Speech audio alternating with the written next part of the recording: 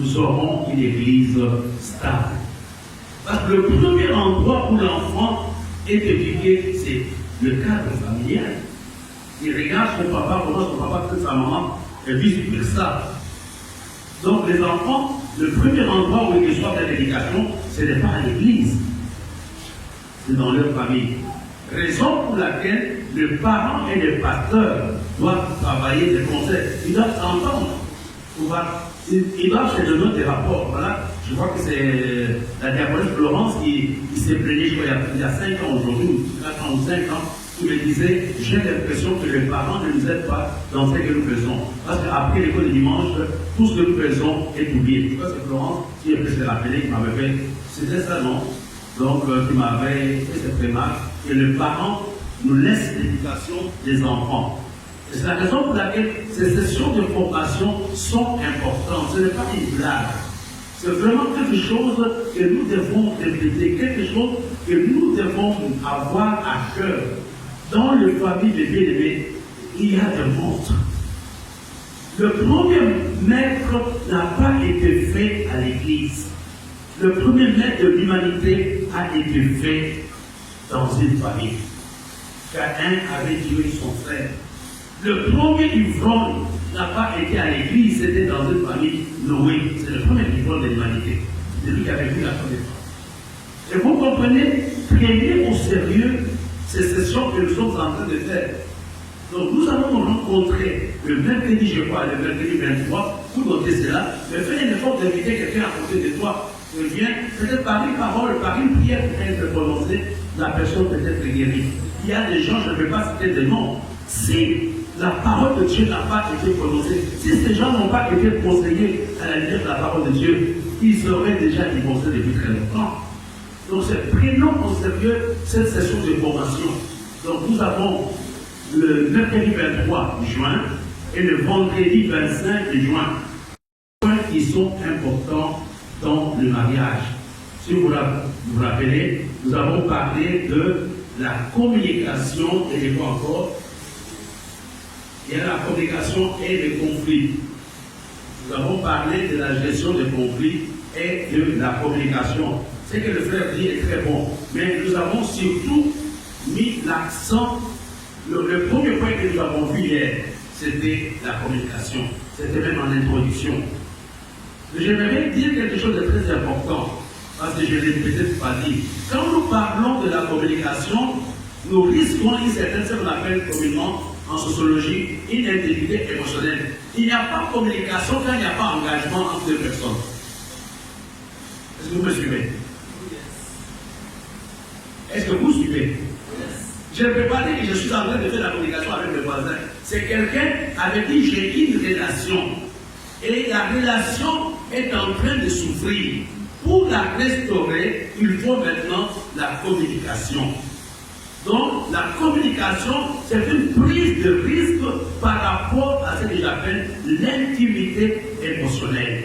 Parce qu'il y a partage de pensées, il y a partage de sentiments, il y a partage d'émotions. Je ne peux pas dire que je suis en train de faire la communication avec le moutier. Non. C'est quelqu'un avec qui j'ai une relation. Maintenant, la relation est en train, a pris un coup, la relation est en train de souffrir. C'est avec cette personne que je peux parler de la communication. On va continuer tout à l'heure. Hier, nous avons parlé de 3 points qui sont importants dans la communication. Le premier point, nous avons vu qu'il faut le temps. Il faut choisir les temps. À quel moment je vais communiquer? Et nous avons vu le deuxième élément. On a parlé d'avoir la confiance dans la personne avec qui je vais communiquer. Et le troisième point, on a parlé de la transparence. Et nous avons vu, je parlais avec quelqu'un aujourd'hui, la plupart des problèmes que nous avons proviennent du manque de communication. Non seulement ça provient du manque de communication, mais il provient aussi de la façon dont nous communiquons. Il y a certaines paroles, il y a certains tons qui ne sont pas bons dans la communication. Même au niveau des écrits. Il faut savoir exactement, est-ce que ces mots, c'est pour bâtir ou pour détruire? Il faut une sagesse dans la communication. Je vais prendre l'exemple terre à terre, je vais revenir dans mon enseignement, le cas de la reine Esther. La reine Esther a prié. Elle a prié pour avoir accès à la présence ou dans la présence de son mari, le roi. Et là, elle n'a même pas posé de problème. Elle a parlé, elle voulait attendre le moment favorable. Quand elle a vu que son mari était dans la joie, elle a dit reviens encore demain. Il voit que le roi était dans la joie. C'est là qu'elle a posé le problème. Il faut une sagesse dans la façon de communiquer dans nos rapports de tous les jours. Il faut une sagesse. Alors, ici, j'aimerais vous donner des choses qui sont très importantes. Déterminez ce que vous voulez dire. Tu ne parles pas que je vais aller parler avec d'autres, mais tu ne sais pas, il faut savoir, bien avant, je vais aller parler avec lui de quoi. Qu'est-ce que je vais lui parler de lui? Qu'est-ce que je vais lui expliquer? Parce qu'il y a des gens, quand ils arrivent, tu ne sais pas exactement de quoi vous allez parler. Tu te prépares, nous avons vu que le premier endroit de la communication, c'est les genoux. Quand je commence, je parle d'abord à Dieu. Je dis, voilà mon mari, voilà ma femme, Dieu me donne une sagesse, et maintenant, je suis prêt à aller voir mon conjoint, mon papa, ma mère, etc. Mais vous devez savoir exactement qu'est-ce que vous voulez aller dire. Parce que si vous ne savez pas ce que vous allez dire, au lieu d'avoir la réparation ou la restauration de l'unité, vous allez encore créer un autre problème. Est-ce que je vais aller faire des propositions? Est-ce que je vais aller faire ceci? Je vais aller faire cela? Tout cela, il faut savoir bien avant. Et la deuxième chose, de quelle façon je vais lui présenter ça? De quelle façon je vais aller lui présenter mon problème? La façon de proposer le problème joue sur la communication. Et si j'ai noté quelques points que je peux vous donner, est-ce que je vais aller avec enthousiasme? Je vais aller avec enthousiasme. Je vais présenter mon problème avec tristesse. Je vais présenter mon problème avec conviction. Je vais présenter mon problème avec déception. Ou je vais présenter mon problème avec encouragement. Il faut savoir exactement comment tu veux parler à ton interlocuteur, comment tu veux parler à la personne. Et dans la plupart des cas, nous avons le même ton. Ou bien on veut demander service, mais on gronde.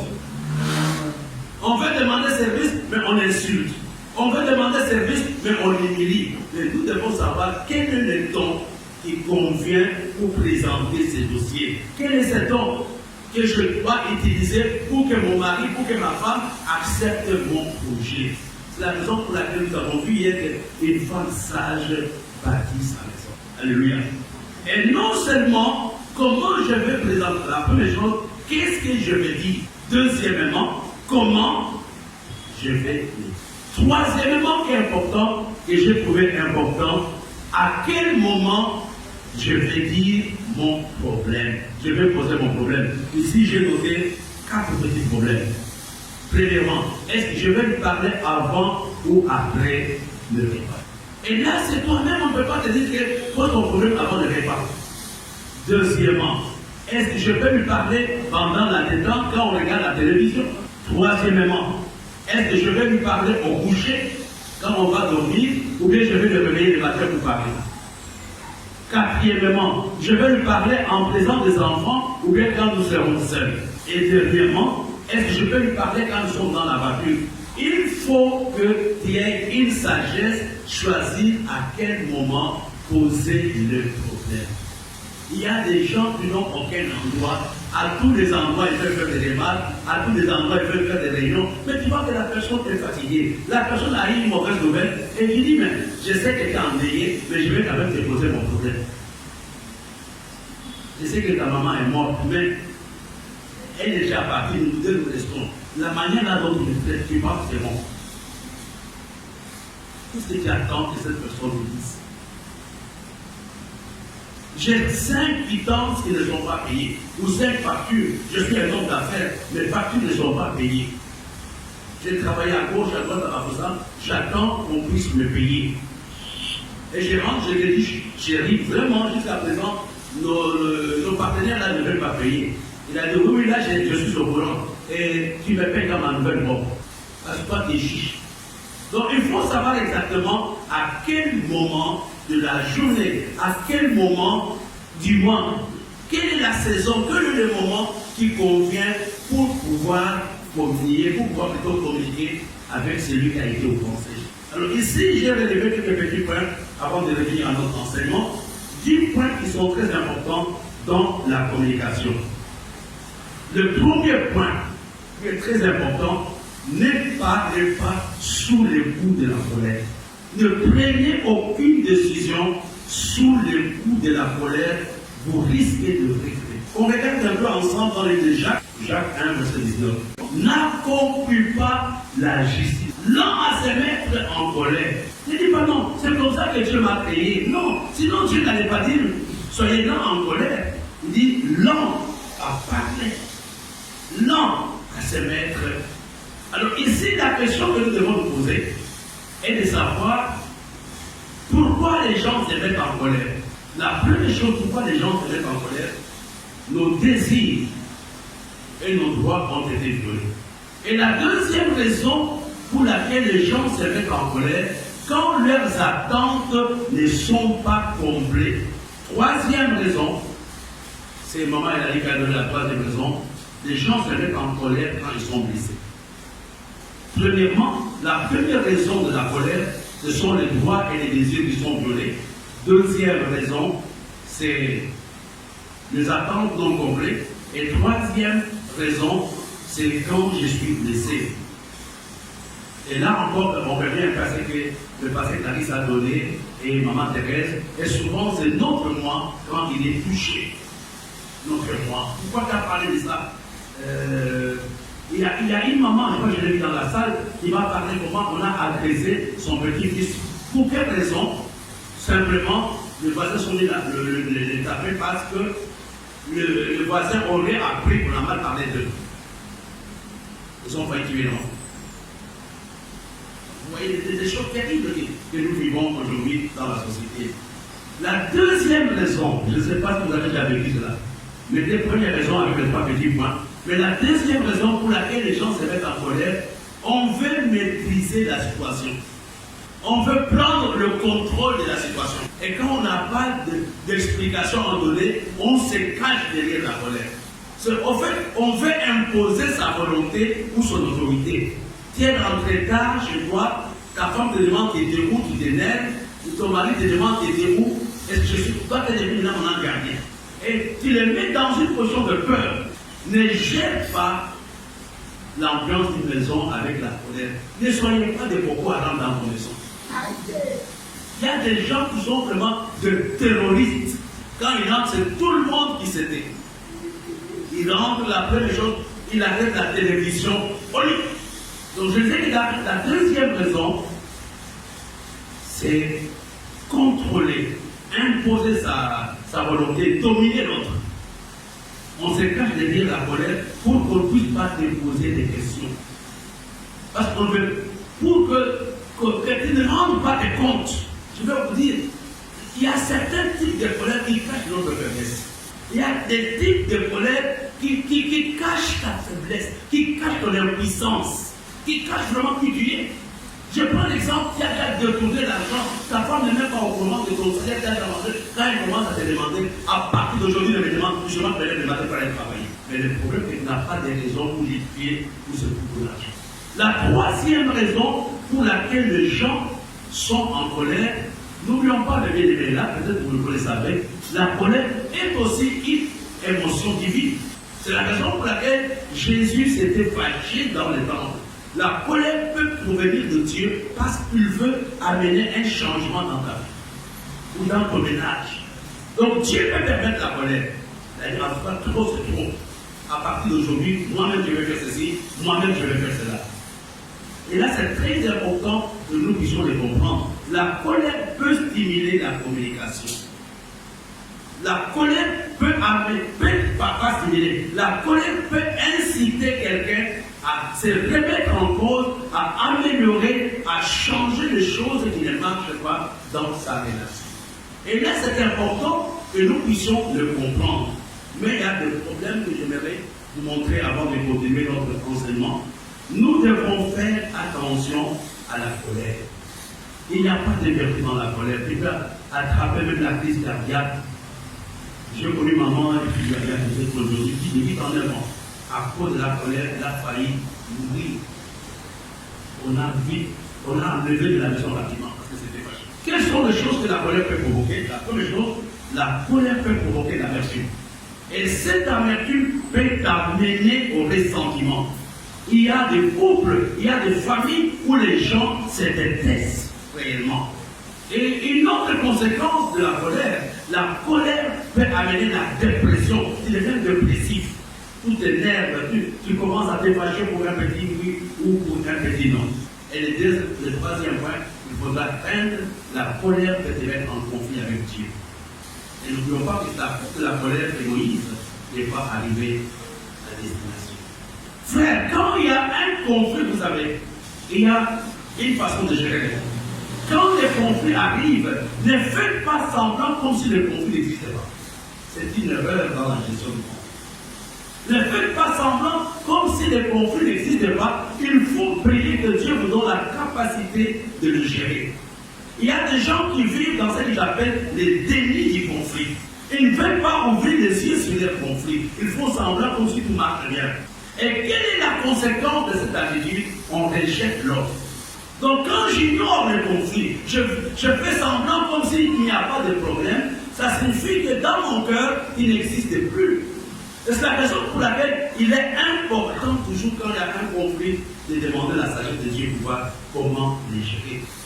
Jouer au déni du conflit n'aide pas. Il dit non, je préserve la paix. Mais tu préserves la paix, mais tu es en train de te détruire. Non, je ne veux pas parler de ces problèmes de choses. Je ne veux plus en parler avec elle. C'est fini. Moi, j'ai déjà mis une croix dessus. Oui, tu as mis la croix dessus. Ça signifie qu'il dit tout simplement qu'il n'existe plus. Tout ce qu'il veut faire t'efface. Ignorer le conflit, c'est rester dans le conflit, et c'est rester dans l'amertume, et c'est rester dans la tristesse, et c'est couper la communication. Et je te dis que ignorer, te comporter comme si le problème n'existait pas, est plus meurtrier qu'aborder le problème. Il faut l'aborder, quelles que soient les conséquences. Il faut avoir le droit d'en parler. Et c'est la raison pour laquelle nous avons ces sessions de formation. On va terminer là-dessus après. Je disais, je vais vous donner 10 points de comment communiquer. Donc c'était un résumé des choses que nous avons vues hier. La première chose, ne parlez pas sous les coups de la colère. Et tout à l'heure, j'ai ouvert une parenthèse par rapport à la colère. Deuxième point, parlez calmement. Ne criez pas quand vous êtes en train de parler avec votre interlocuteur. Parlez calmement, prenez votre temps, prononcez les paroles calmement, parlez calmement, ayez le temps de parler. Parlez calmement. Ce n'est pas facile ce que je dis, mais c'est la raison pour laquelle j'ai commencé par demander l'aide de Dieu. Il y a des gens, quand ils parlent, c'est tous les quartiers qui ont un problème. Le troisième problème, pas le problème, la troisième chose dans la communication, il faut relativiser la situation. Donc, relativiser la situation. Ça signifie quoi? Prenez le problème du bon côté. Ne voyez pas seulement le problème du mauvais côté. Ma femme est rentrée en retard, certainement elle est en panne, mais souvent qu'est-ce que le gars dit? Quand ta femme est rentrée en retard, elle a un rendez-vous au niveau de la paperasse. Prenez les choses du bon côté. Ça vous aide dans la gestion des conflits. Et vous savez, le diable dramatise donc vous. Donc la femme, elle est comme ça, c'est normal. Elle a trouvé quelqu'un qui est mieux que moi. S'il ne veut plus de moi qu'elle parte, moi je suis fatigué. Non. Pourquoi tu ne peux pas voir qu'elle est fatiguée? Pourquoi tu ne peux pas savoir qu'elle n'a pas envie de se donner à toi parce qu'elle sait? Pourquoi tu ne peux pas savoir que son corps ne répond pas? Pourquoi tu vois simplement qu'elle a un mépris ou un dégoût de ta personne? Prenez les choses du bon côté. Mais si nous commençons à prendre les choses du bon côté, on aura de moins en moins les conflits dans nous. Au lieu de voir la colline, il faut voir la plaine. Au lieu de voir la vallée, il faut voir la plaine. Mais le diable amplifie nos situations. Le diable dramatise nos situations.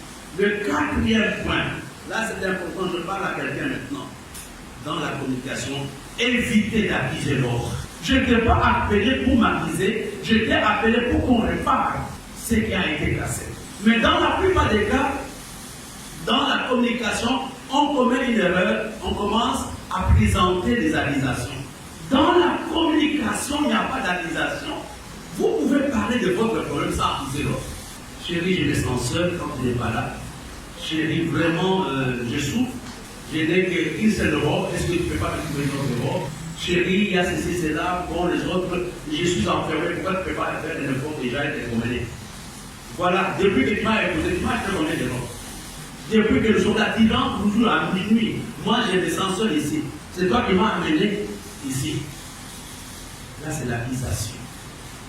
Et le style accusation n'aide pas la communication. Et il y a aussi une autre façon d'accuser. J'allais dire quelque chose, ça va te blesser, mais j'avale ça. Parce que toi, je te connais, ça va avoir d'autres problèmes. On se connaît, c'est seulement là qu'on se connaît. Je ne vais pas parler, j'avale. La personne qui t'a écouté va maintenant développer un sentiment de ressentiment vis-à-vis de toi. Et donc, cette femme blessée dans la discussion dans ton cœur. Au lieu que vous soyez soudés, vous allez encore. C'est la raison pour laquelle vous devez avoir la sagesse dans la façon de communiquer. Cinquième point, qui est très important dans la communication, il faut reconnaître aussi ses erreurs. J'étais à Paris, il y avait un pasteur de frère qui passait par un moment très difficile, très difficile. Et je rencontrais sa femme. Et j'étais convaincu que sa femme allait me dire non, vraiment, ton frère, mon mari a fait ça. Mais quand j'ai rencontré cette femme, qu'est-ce qu'elle m'a dit? J'ai appris ce qui s'est passé. Elle m'a dit oui, je suis au courant. Elle m'a dit, je pense qu'il y a une part de ma responsabilité. Je n'ai pas aidé mon mari, je n'ai pas été proche de lui. C'est la raison pour laquelle il y a eu tous ces problèmes. Et j'étais surpris de voir la maturité de cette femme qui reconnaissait aussi une partie de problèmes ou de fiasco qui est arrivé dans la vie. Il faut, dans la communication, reconnaître aussi sa part de responsabilité. Non, le bishop fait ceci, tu fais ça, et toi tu m'as aidé comment? C'est plus facile d'accuser. On ne fait pas ça, on ne fait pas ça. Mais il n'y a pas ta part là-bas. Est-ce que le bishop a dit ne le fais pas, n'allez pas évangéliser? Le bishop a dit ne le fais pas, tu ne le vois même pas. Donc tu vas l'accuser. Il faut reconnaître. Vous savez, dans la vie, c'est une parenthèse. Évitez, j'ai fait une émission là-dessus ce matin. Évitez chaque fois de trouver des boucs émissaires pour votre malheur. Quand le malheur arrive, assumez votre malheur. Ne cherchez pas les boucs émissaires.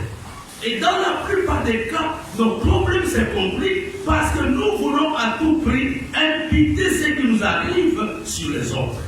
À cause de mes parents, à cause de ceci, il y a des problèmes parce qu'il n'y a pas de réunion de couple dans l'église. Non, frère. Moi, je n'ai jamais été dans une réunion de couple.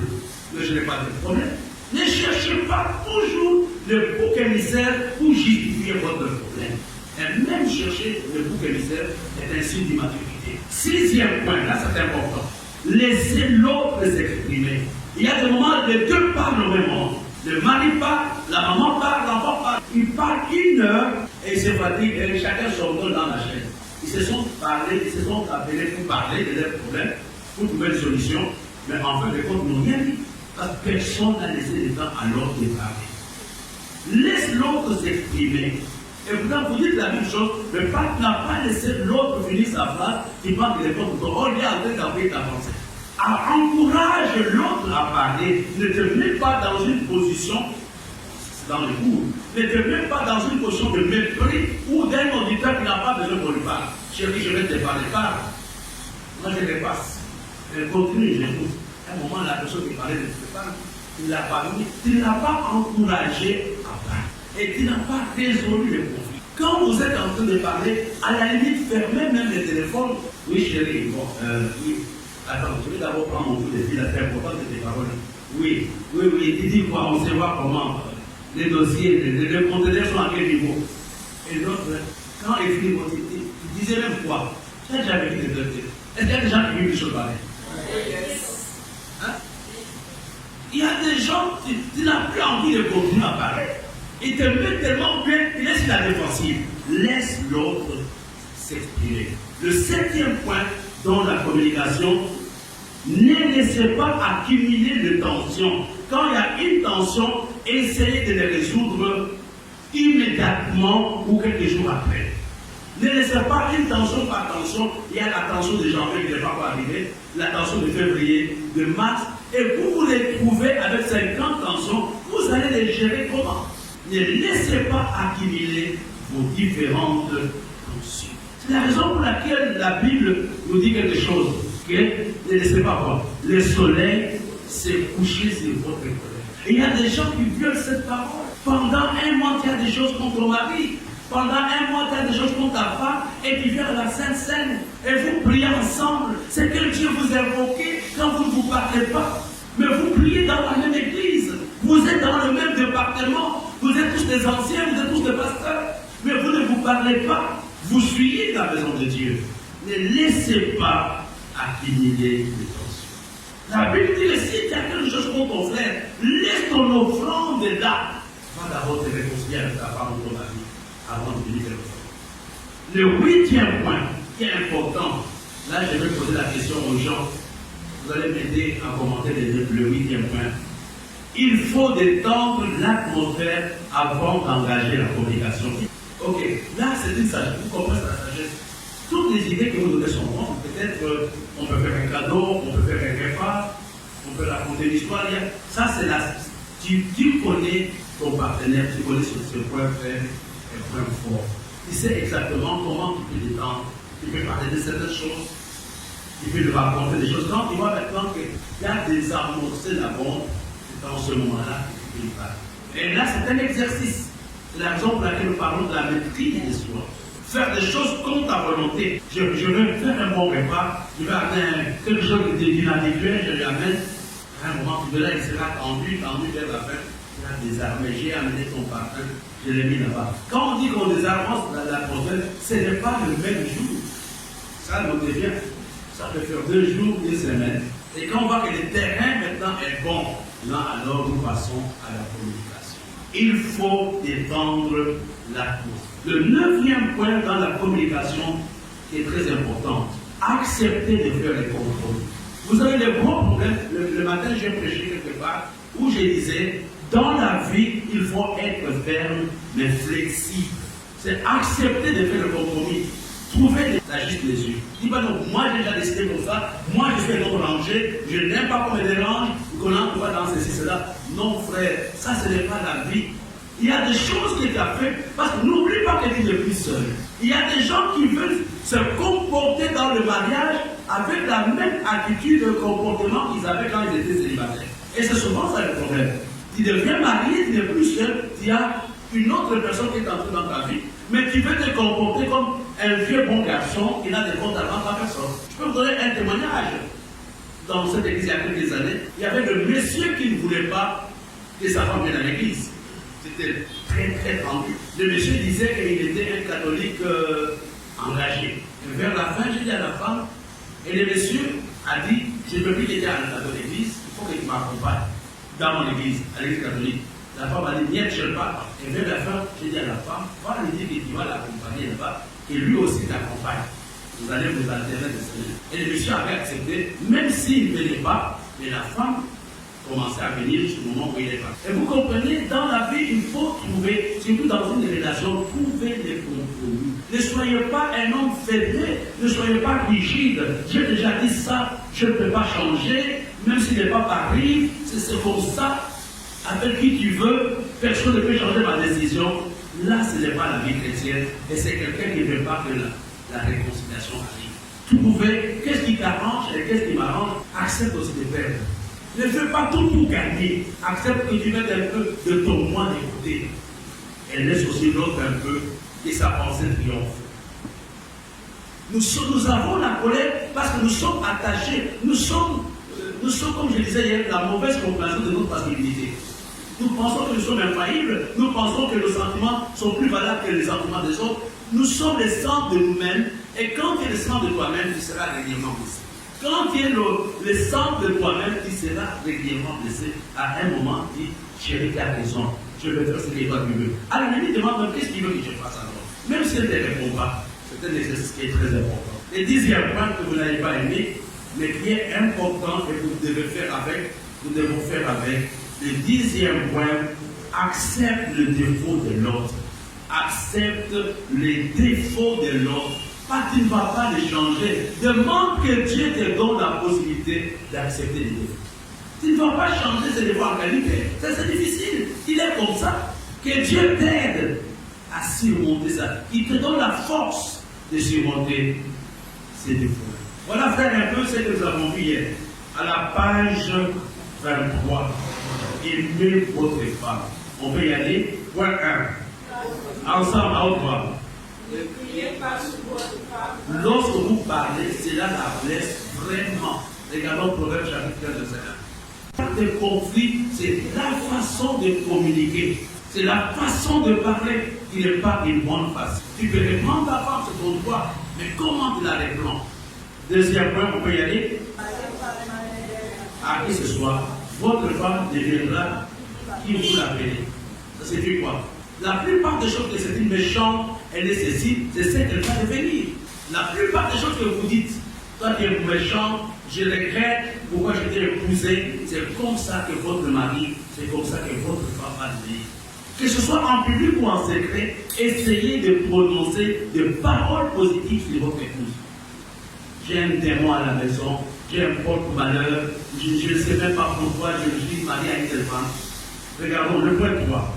Ne partagez pas son amour ou affection avec une autre femme, cela s'appelle adultère. L'adultère n'est pas nécessairement physique. Et beaucoup d'adultère, c'est dans le cœur. Vous êtes marié à X, mais dans votre cœur, vous voyez Y. Et vous voyez Y pourquoi? À cause des conflits dans la maison. Point 4. À une autre femme, si l'autre femme était bonne pour vous, Dieu vous l'aurait donné. Il ne faut pas la comparer à une autre. Tu n'as pas vu la femme de mon frère, comment elle est, comment elle embrasse son mari. Et nous ici, on est toujours vraiment. Moi, j'ai galère, j'ai regrette. Et ton frère t'a dit comment ça se passe chez eux. Tu ne vois que l'enveloppe, tu ne connais pas le contenu. Point 5, allons-y. Elle a beaucoup sacrifié pour être avec. Reprenons encore. Soyez gentil et agréable. Elle a beaucoup sacrifié pour être avec. Vous savez ça que les femmes vont sacrifier pour être avec nous. Nous pensons même que c'est un acquis. Elle aurait un PDG quelque part. Et si elle est là, il faut l'aimer. Nous avons toujours la même phrase. Lorsque vous êtes dur et irritant, soyez tendre. Soyez tendre. Les femmes n'aiment pas un ton fort. Ce sont des êtres faibles. Crier sur elles n'est pas bon. Il y a plusieurs façons que nous crions sur nos femmes. On crie ou bien on les boude pendant des jours. Point 6. Pour arriver à ce que la femme ne vous cache rien, qu'est-ce qu'il faudra faire? Il faut travailler à la confiance. La confiance comme le mariage, ce n'est pas quelque chose. Tout ce que nous donnons, c'est le modèle, mais ce n'est pas, ça n'arrive pas le même jour. Il y a des choses que vous travaillez, que vous construisez avec le temps. Il y a des choses que vous travaillez et vous travaillez du jour au jour. Regardons le point 9. Faites-le dans le privé, dans votre chambre. Ne criez pas sur votre femme, que ce soit en public ou en secret. Il y a des choses, faites-les dans la chambre. Et j'aimerais encore parler aux parents. Ne nous chamaillons pas envers nos vies, en présence des enfants. Et c'est un mauvais héritage. Vous allez vous réconcilier, mais vous avez détruit quelque chose dans la vie de votre enfant. Vous avez laissé un mauvais exemple. Il y a des gens qui ont de mauvais comportements dans le mariage parce qu'ils ont imité leurs parents.